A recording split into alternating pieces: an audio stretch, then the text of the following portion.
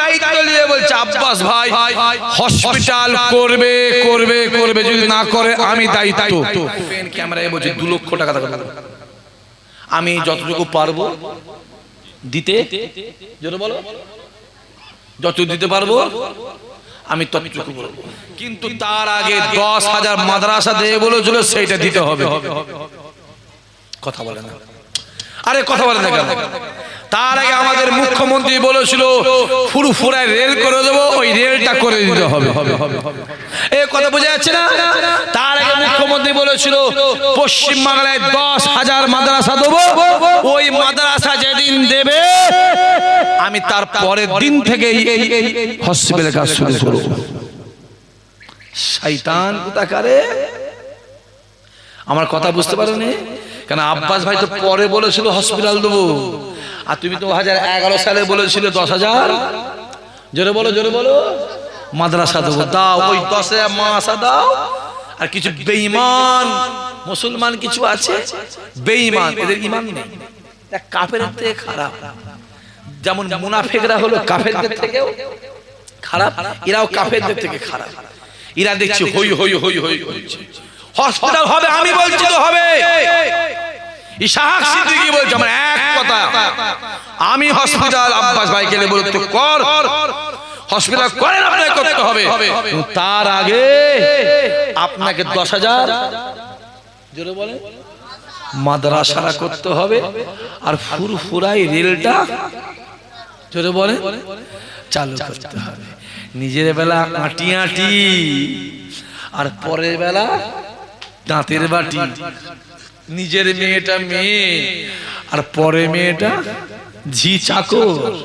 নিজেরটা ছেলে, আর পরেরটা দেখো ভোজেরহাটে এসে আবার বলে গেছে হসপিটাল করবো, এখানে এসে আবার কি বলে দেখো।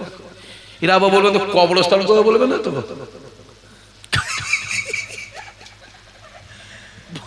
ভোজেরহাটে বলে গেছে হসপিটাল করবো, দেখো কাঁড়রাঙ্গায় বলে কবর করবো, হসপিটাল নিয়ে যা, মানামানি করে নিয়ে যা, মরে যাবে কবরে ঢুকে দে। এখন ভাঙরের মাছকে অনেক টোপ দেওয়া হবে, টোপ দেওয়া হবে, টোপ দেওয়া হবে। আমি আবার বলি, এই ভাঙরের মাটি দাদা হুজুরের মাটি, এটুকু বলবো, এরা দাদা হুজুর ছাড়া কাউকে চেনে না। জোরে হবে না, আরো জোরে হবে না?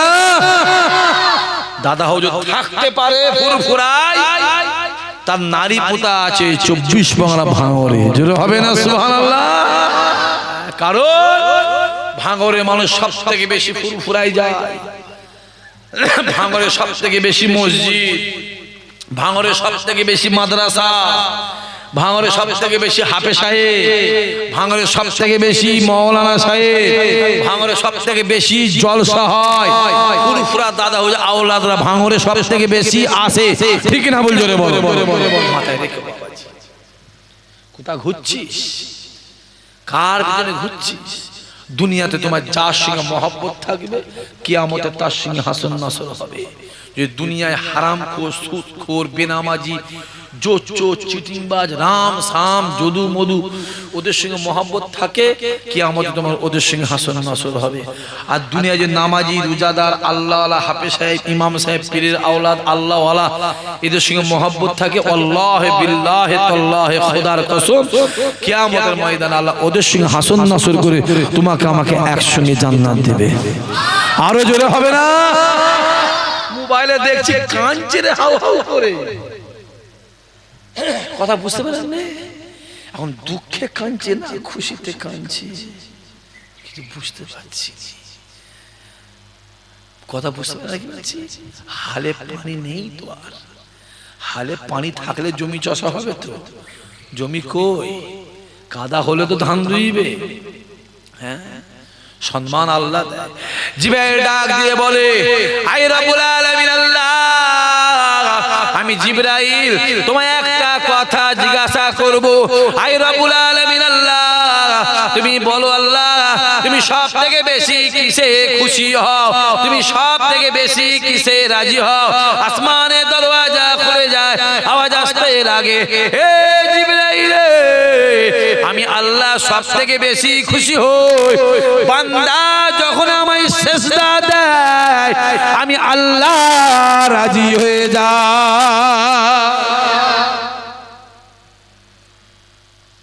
বান্দা যখন আমায় সিজদা দেয় আমি আল্লাহ সব থেকে বেশি খুশি হই। জিবরাইল বলছে আল্লাহ তাহলে আমি একটা সিজদা দিই তোমাকে, দিবি? দি দে। জিবরাইল আল্লাহ আমাকে একটা সিজদা, এক সিজদা 30,000 বছর।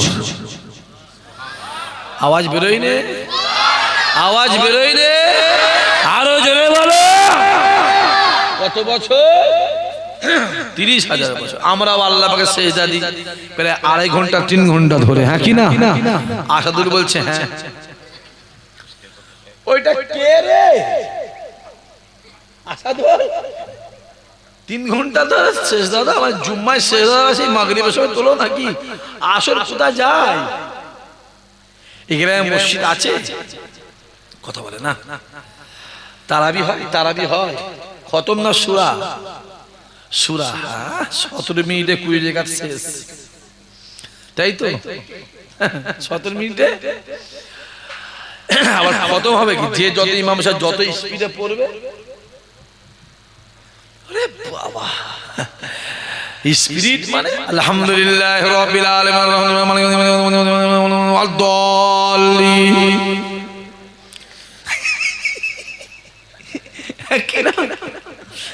ওরে বাবা স্টার্ট করলো গাড়ি, গিয়ে থামলো একদম মেলে।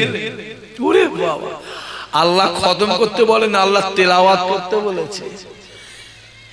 আল্লাহ বলেন খতম কর, আল্লাহ বলেন খতম করে, বলেন তেলাওয়াত করতে বলেছে। তোমার তেলাওয়াত ঠিক রাখো, তুমি এমন পড়বে যেন পরিপূর্ণ পড়াটা পিছনের মুসল্লিরা বুঝতে পারে, এর নাম হলো তেলাওয়াত। জোরে হবে সুবহানাল্লাহ। যে যত স্পিড দিচ্ছে সেই হাফেজ সাহেবের ডিমান্ড বাবা তত বাড়ছে। যে যত ভাঙড়ের লোকের কপাল খুলে গেছে, ভাঙড়ের লোক যা বলবে তাই হয়ে যাবে। ভাঙড়ের লোক বলে পরে বলবে যে আমাদের হেলিকপ্টার দেয় না, হেলিকপ্টার চাই। কথা বুঝতে পারিনি? আমার কথা বোঝা যায় না? বলে গেল তো ভাঙড়ের লোক যা চাইবে তাই দেবো, তাই পাবে। এতদিন কোথায় ছিলে?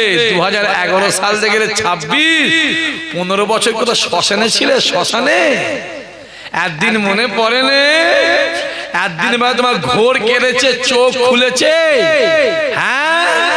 আর যেই ওর বিরুদ্ধে যে কথা বলবে সে হবে বিজেপি, যেই ওর বিরুদ্ধে যে বলবে সে হবে বিজেপি। আর এরা যদি বিজেপি হয় তুমি হলে পাক্কা আরএসএস। কথা বোঝা যাচ্ছে? ওর বিরুদ্ধে যেই বলবে কেউ সেই হবে বিজেপি, ও হলো বিজেপি, বিজেপি। আর এরা যদি বিজেপি হয় তুমি হলে পাক্কা আরএসএস। আরএসএস সেটা করে, হ্যাঁ? গুজরাটের দাঙ্গায় যখন হাজার হাজার হাজার হাজার মুসলমান মা বোন যখন কতল করা হলো, তাদের করে হত্যা করা হলো, তাদের করে মেরে দেওয়া হলো, ভারতবর্ষের সব থেকে প্রথম ফুলের তোড়া গুজরাটের আমাদের মিস্টার মোদি যে মুখ্যমন্ত্রী ছিল, প্রথম ফুলের তোড়াটা আমাদের এই মুখ্যমন্ত্রী মমতা ব্যানার্জি প্রথম পাঠিয়েছিল। তুই জানিস? ইতিহাস জানিস? তামান্না মরে গেল, ছোট্ট বোন 13 বছর বয়স, গ্রামের একটা মেম্বার কেউ দেখতে গেল, আর বিজেপির একটা এমপি মার খেয়ে কলকাতা হসপিটালে ভর্তি হলো। আমাদের মুখ্যমন্ত্রী কিছুদিন আগে ফুল নিয়ে তাকে দেখতে গেল। তুই আমাদের ঘরে বড় বড় কথা বলিস?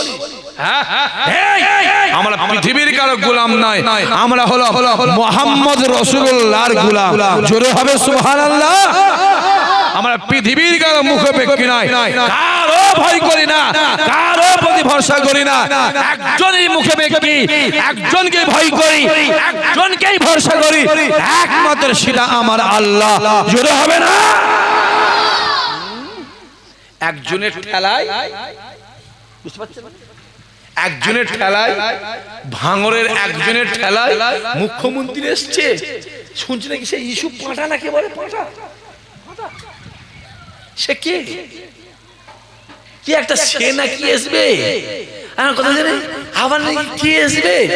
হ্যাঁ, কোথায় আর যাওয়ার দরকার নেই, তোরা সবাই মিলে ভাঙরে থাক।